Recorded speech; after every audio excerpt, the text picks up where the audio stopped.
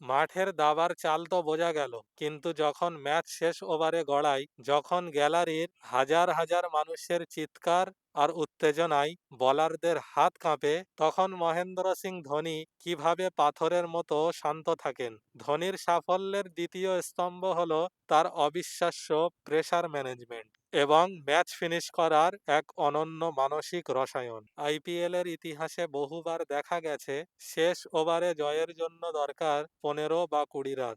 সাধারণ কোনো ব্যাটসম্যান হলে হয়তো প্রথম বল থেকেই মারমুখী হয়ে নিজের উইকেট বিলিয়ে আসতেন, কিন্তু ধোনির স্ট্র্যাটেজি ছিল সম্পূর্ণ আলাদা। তিনি খেলাটিকে একদম শেষ বল পর্যন্ত টেনে নিয়ে যেতেন। ধোনি বিশ্বাস করেন চাপ কেবল আমার উপর নয়, যে বলার বল করছে এই প্রেসার তার উপরও সমানভাবে কাজ করছে। তিনি ম্যাচটিকে যত গভীরে নিয়ে যেতেন, প্রতিপক্ষ বোলারের ভুল করার সম্ভাবনা তত বেড়ে যেত, আর ধোনি কেবল সেই একটা ভুলের অপেক্ষা করতেন। তার এই শান্ত মাথার রহস্য লুকিয়ে আছে প্রসেস বা প্রতিক্রিয়ার উপর।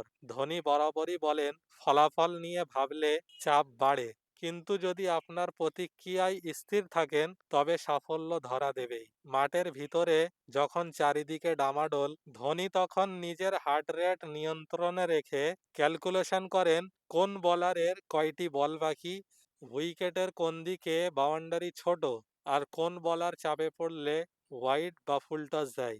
এই যে স্নায়ুর লড়াইয়ে প্রতিপক্ষকে টেক্কা দেওয়া, এটাই ধোনির কুল ইমেজের আসল শক্তি। ধোনির ফিনিশিং কেবল 4 ছক্কায় সীমাবদ্ধ ছিল না, তার কৃপও রানিং বিটুইন দ্য উইকেট বোলারদের অতিষ্ঠ করে তুলত। ডট বলের চাপ তিনি কখনোই নিজের উপর নিতে দিতেন না। দ্রুত 1-2 রান নিয়ে তিনি স্ট্রাইক রোটেট করতেন, যা বোলারকে নিজের লাইন লেন্থ ধরে রাখতে বাধা দিত।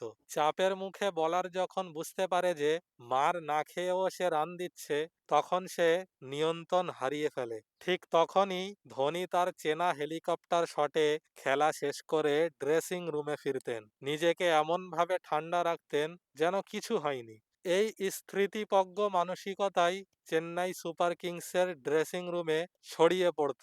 সতীর্থরা জানতেন ক্রিজে যতক্ষণ তাদের থালা আছেন ততক্ষণ ম্যাচ শেষ হয়নি। হারের মুখ থেকেও জয় ছিনিয়ে আনার এই অবিশ্বাস্য আত্মবিশ্বাসী ধোনিকে আইপিএল এর শ্রেষ্ঠ ফিনিশার এবং সব থেকে বড় মেন্টর হিসেবে প্রতিষ্ঠিত করেছে।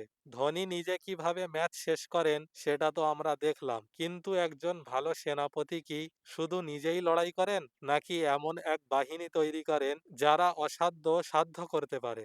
হার্দিক পান্ডিয়া থেকে ঋতুরাজ গায়কোয়াড়, ধোনি কিভাবে এই হিরোদের বের করেন, তৃতীয় খণ্ডে আমরা দেখব জোহরি ধোনি এবং তার খেলোয়াড় তৈরির সেই জাদুকরী কারখানা। সাথে থাকুন।